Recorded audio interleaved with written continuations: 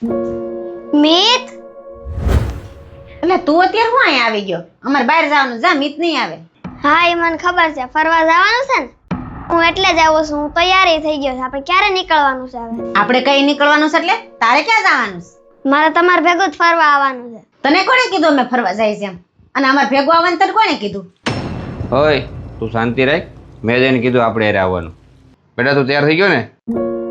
તમે કોને પૂછીને એને ભેગો લેવાનું નક્કી કરી લીધું? પણ એટલે એમાં પૂછવાનું શું હોય? આપણે 3 જણા જઈએ છીએ ને આપણી ગાડીમાં ઘણી જગ્યા છે, અને એમાંય આપણો છોકરો એકલો શું કરશે? ત્યાં ભેગો આવશે તો એને મજા આવશે, બે ભેગા રેમા કરશે. ના હોય, મારે કઈ શોભા નથી જોતી. બસ આપણા છોકરાને લઈ દે ને એને લઈ દેવું પડે. ઈ મને ડબલ ખર્ચા ન પોહાય. જાય તો તાર ઘેરે જા, તાર ઘરનાને કહેજે ફરવા લઈ જાય. મારા પપ્પાને આ વર્ષે વેકેશન નથી ને એટલે હું ફરવા નથી ગયો. મને ફરવાનો બહુ શોખ છે. હું તમારા હારે આવી જાઉં? ફરવા મફત નથી જવાતું કાંઈ, એમાં પૈસા જોઈએ. તું પૈસા લાવ્યો છો કાંઈ? હું પૈસા નથી લાવ્યો અને મારા ઘરમાં પૈસાય નથી. પૈસા ન હોય ને તો ઘેરે બે. આવા ફરવા જવાનો શોખ ન રખાય. ન હોય ત્યાંથી ધોયડા હોતી. જા ઉપર તાર ઘેરે જા.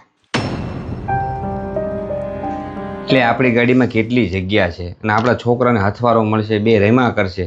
તને ભેગો આવે તને વાંધો શું છે? ને આ છોકરો કઈ ભારે ન પડે, એના ખર્ચા કેટલા હોય બિચારાના? મને એ નથી ખબર પડતી કે આ છોકરાને તમે હારે લઈ જાવ એટલો બધો ભડભડિયો કેમ છે? એટલી બધી કેમ દયા આવે છે તમને એની ઉપર? પણ આમાં દયાની ક્યાં વાત જ છે? તું યાદ કર, આપણે નાના હતા ત્યારે સ્કૂલમાંથી પ્રવાસ જતો, પણ આપણે જઈ ન શકતા. આજુબાજુમાં લોકો ફરવા જતા હોય પણ આપણે જઈ ન શકતા. શું કામ? કારણ કે આપણી ઘરની પરિસ્થિતિ સારી નહોતી, અને આપણા ઘરમાંથી કોઈ બાય ફરવાય ન જતું. પણ ઘણીવાર છે ને હું બીજા હારે ફરવા ગયેલો છું, મને લઈ જતા, ત્યારે મને બહુ મજા આવતી, ખૂબ આનંદ થતો. પછી એ જ વસ્તુ છે ને આ છોકરાને જોઈને મને યાદ આવે, એટલે હું આ છોકરાને હારે ફરવા લઈ જવાનું કહું છું. ઈ મારે કઈ નથી સાંભળવું. ઈ તમારી વાતો તમારી પાસે રાખો.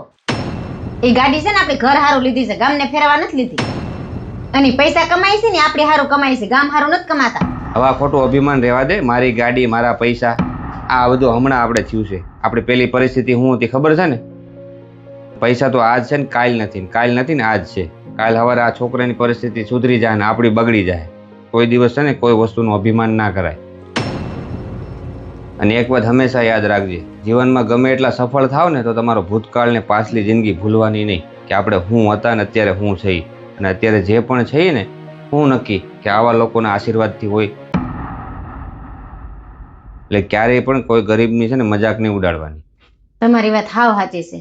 માણસ પાસે પૈસા આવે ને એટલે એને અભિમાન આવી જાય છે અને ભૂલી જાય છે કે પેલા એ હું હતો. બેટા કાંઈ વાંધો નહીં, તું અમારે ભેગો આવજો.